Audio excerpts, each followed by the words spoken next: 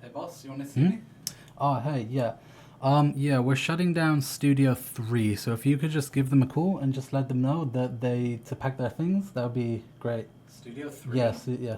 But they just made a really great game. Yeah, I It's know, well but received. it didn't turn a profit. We're down, down in percentages from the last quarter, That's so probably we 'cause just of need to. Game Pass, though. I know that, but that doesn't matter.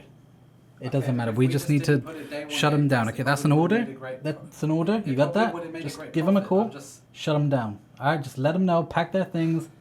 Okay. Okay. You got that? Alright, Good. I got it. Yeah, it's stupid, but fine. Jesus. I am good at business. Okay, so today we are talking about Xbox, and this video brings me no pleasure to make because we are going to be talking about some disappointing stuff and some of my worries regarding the Xbox brand in general. And I don't really want to make this video right now because the Xbox Direct is just a month away. We should be getting excited about the future. We should be getting excited about future games, what's coming, what Xbox are doing with all of their developers. This is normally a time to be excited, but sadly I'm filled with a little bit of worry. So I just want to talk about that today. So look, I have been an Xbox fan for years, and the reason for that is even since the 360 days, Xbox has always had a diverse catalog of games. They have always had their big blockbuster hits, your Halo, your Fable, your Gears. They have always had them going, but they have also had a bunch of indie games as well. Xbox has just always had a massive catalog. Back in the 360, it was known as Xbox Live Arcade, and I remember going on there and constantly downloading all of these new fun experiences and being blown away a lot of the time by what I was experiencing.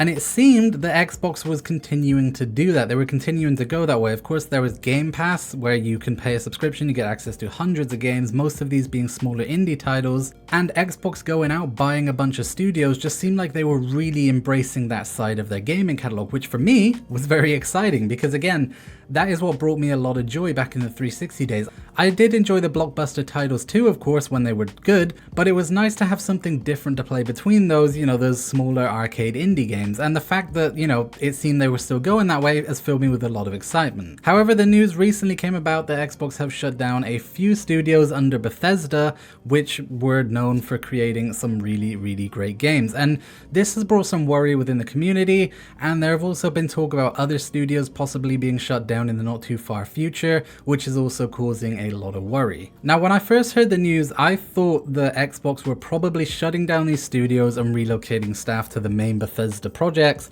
your Fallout and your Elder Scrolls. And I thought that that is basically what was happening because they expressed that they wanted to get those games out bigger, and of course they are their big blockbuster IP, so it makes sense to want to get them out as fast as possible. So I didn't think it was that big of a deal. Yes, it sucked that people are losing their job, and yes, it sucks that those studios are being shut down because, again, they did make some great games. Hi-Fi Rush was one of the best rated games of the year, so shutting that studio down is a real surprise. But again, I thought, well, okay, maybe they're just relocating to people to the new Elder Scrolls, to get that out as soon as possible. I kind of get that. However, with the news of other studios being potentially shut down in the future as well, it is really worrying, and it's got me thinking that maybe there's something more going on here. Maybe Xbox are kind of changing how they're doing things, and we know that they are already, that they're not interested in being a console manufacturer as much anymore, but I'm getting worried that they are gonna put all of their resources into their big blockbuster hits and just sort of start closing down these smaller studios one by one. Someone actually mentioned in a Reddit thread that at this point it seems like any studio is open for being shut down.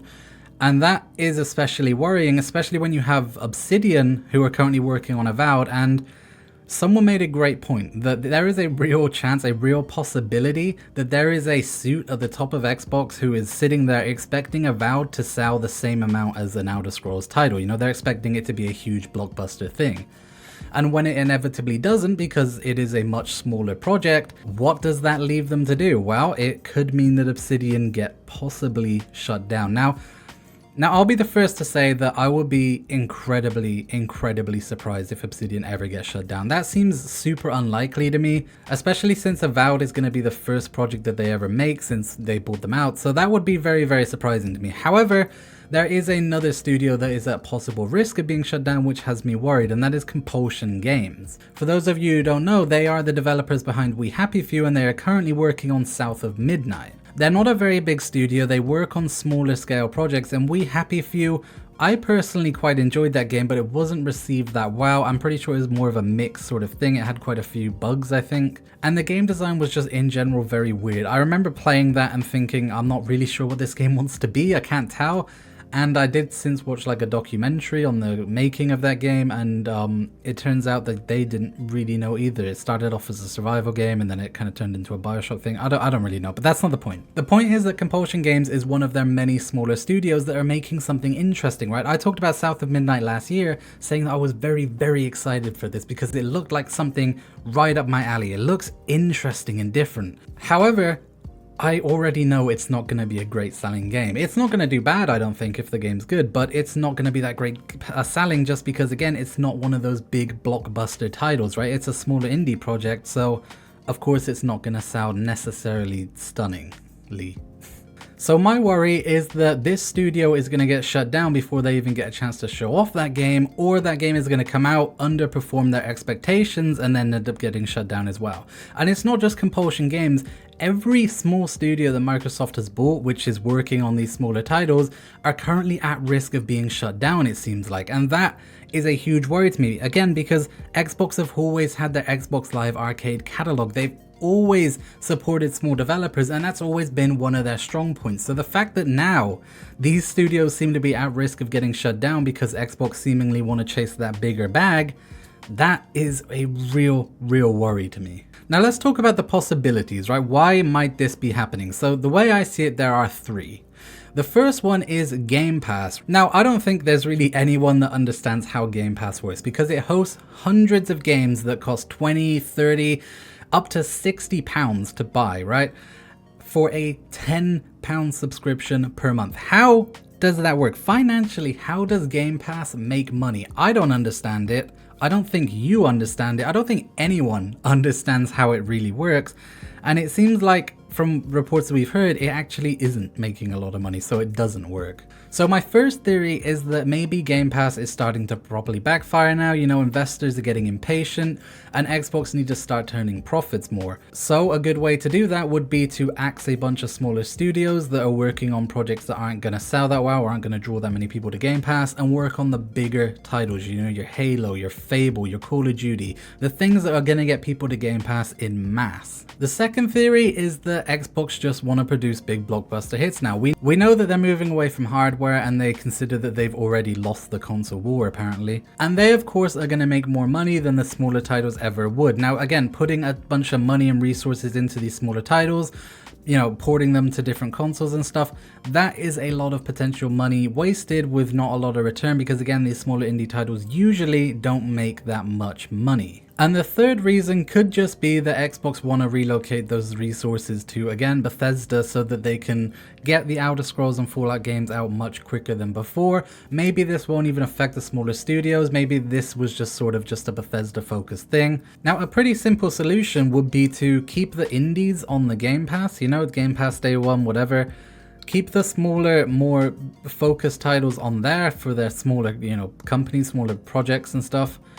And then have the big blockbuster hits added to Game Pass maybe a year or two later. I feel as though that would generate a good amount of revenue. But again, if Game Pass just isn't making money in the first place, removing those blockbuster titles isn't going to help. So I don't know. I don't know what Xbox are thinking. I don't know what Phil Spencer is thinking. I don't know what their plans are. I'm sure all of this is a lot more complicated than I could ever wrap my head around, because this is a big business. It's not just one person making a decision.